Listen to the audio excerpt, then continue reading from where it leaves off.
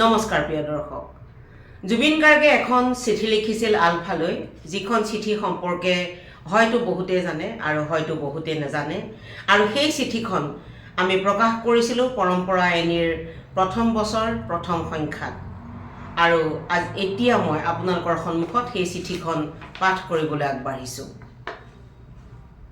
আলফালৈ লিখা জুবিন গাৰ্গৰ চিঠিখন। প্ৰতি আলফা, মই বিপ্লৱ বিচাৰোঁ। মই পৰিৱৰ্তনৰ বিপ্লৱ বিচাৰোঁ। নিৰীহ লোকৰ হত্যাই একো ফল নিদিয়ে।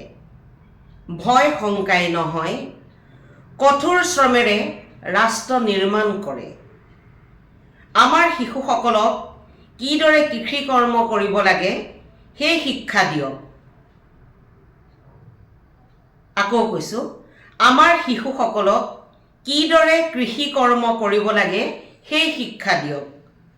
নিজৰ সপোন কিদৰে বাস্তৱ কৰিব পাৰি সেই কথা শিকাওক উঠি অহা প্ৰজন্মক।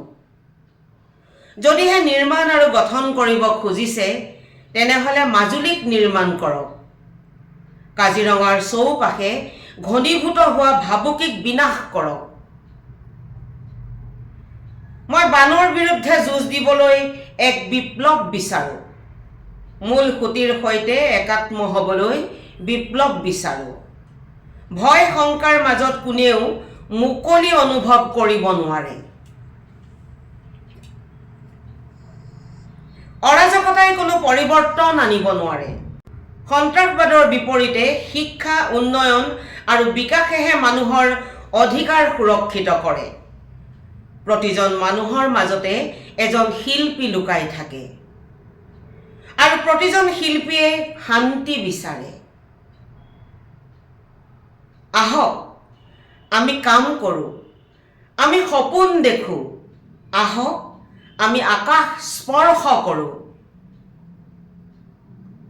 আমাৰ সন্তানক শান্তিৰে ডাঙৰ দীঘল হ'বলৈ দিয়ক। মৃত্যুৰ পিছত ন্যায়ৰ কোনো অৰ্থ নাই। মৰমেৰে জুবিন গাৰ্গ। প্ৰিয় দৰ্শক, প্ৰিয় পাঠক, জুবিন গাৰ্গৰ এই বিশেষ লিখা আলফালৈ লিখিছিল এটা সময়ত, কিন্তু তাৰ ফলাফল কি হ'ল আমি নাজানো। কিন্তু আমি জানো যে জুবিন গাৰ্গে সমাজখনক সুন্দৰ ৰূপত সজাবলৈ বিচাৰিছিল আৰু সেই সুন্দৰ সমাজখন আমি কিন্তু দিব পৰা নাই। সামৰিছোঁ আজিৰ পৰম্পৰা এনিৰ গল্প, প্ৰবন্ধ আৰু কবিতা পাঠৰ অনুষ্ঠান।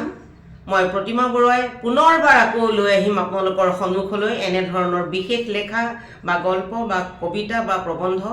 আজিলৈ বিদায় মাগিছোঁ। নমস্কাৰ।